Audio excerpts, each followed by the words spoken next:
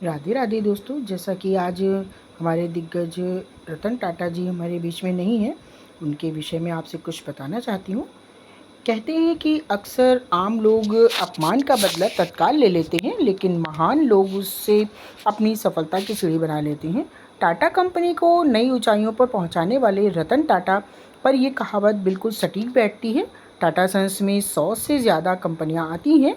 इन कंपनियों में से सुई से लेकर स्टील, चाय से लेकर 5 स्टार होटल तक और नैनो से लेकर हवाई जहाज़ तक सब कुछ मिलता है।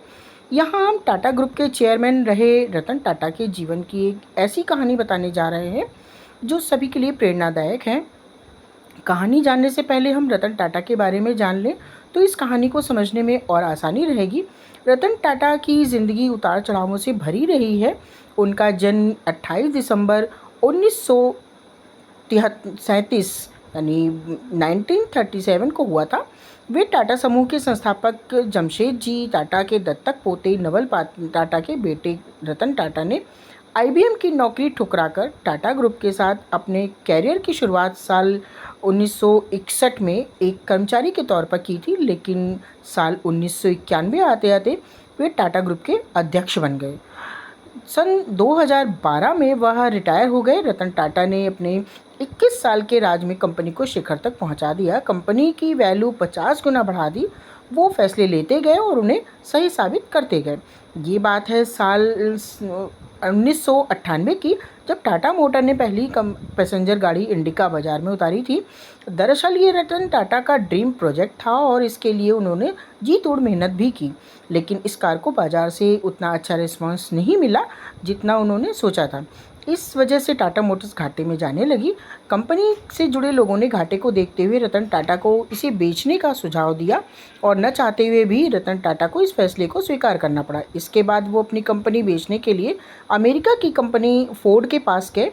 रतन टाटा और फोर्ड कंपनी के मालिक बिल फोर्ड की बैठक कई घंटों तक चली। इस दौरान बिल फोर्ड ने रतन टाटा के साथ अच्छा व्यवहार नहीं किया और कहा कि जिस व्यापार के बारे में आपको जानकारी ही नहीं, उसमें इतना पैसा क्यों लगा दिया? ये कंपनी खरीदकर हम आप पर एक एहसान कर रहे हैं। ये शब्द बिल फोर्ड के थे, लेकिन रतन टाटा के दिल को और दिमाग को छप गए। वे वहाँ से अपमान का घूंट पीकर इस डील को कैंसिल करके चले आए। बिल फोर्ड का वह अपमानित करने वाला वाक्य उन्हें लगातार बेचैन कर रहा था और उन्हें उनके रातों की नींद उड़ी पड़ी थी। बस उसके बाद रतन टाटा ने निश्चय कर लिया कि वो अब इस कंपनी को किसी को नहीं बेचेंगे और लग गए कंपनी को ऊंचाइयों पर उठाने के काम में। इसके लिए उन्होंने एक रिसर्च टीम तैयार की और बाजार का मन टटोला।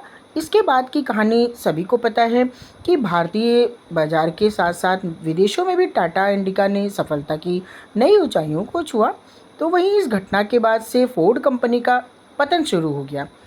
साल 2008 तक आते आते फोर्ड कंपनी दिवालिया होने की कगार पर पहुंच गई थी। मौके की नज़ाकत को समझते हुए रतन टाटा ने फोर्ड को लग्जरी कार लैंड रोवर और जैगुआर बनाने की कंपनी JLR को खरीदने का प्रस्ताव रखा, जिसको फोर्ड ने स्वीकार भी कर लिया। इसके बाद मीटिंग के लिए फोर्ड के अधिकारी भारत आए और बॉम्बे हाउस में मीटिंग फिक्स हुई। इसके बाद ये सौदा लगभग 2-3 अरब डॉलर में तय हुआ। तब बिल फोर्ड ने रतन टाटा से वही बात दोहराई जो उन्होंने रतन टाटा से कही थी, लेकिन इस बार थोड़ा बदलाव था। उस समय बिल फोर्ड के शब्द थे, आप हमारी कंपनी खरीदकर हम पर बहुत बड़ा एहसान कर रहे हैं। आज JLR टाटा ग्रुप का हिस्सा है और बाज़ार में बेहतर मुनाफे के साथ आगे बढ़ रहा है।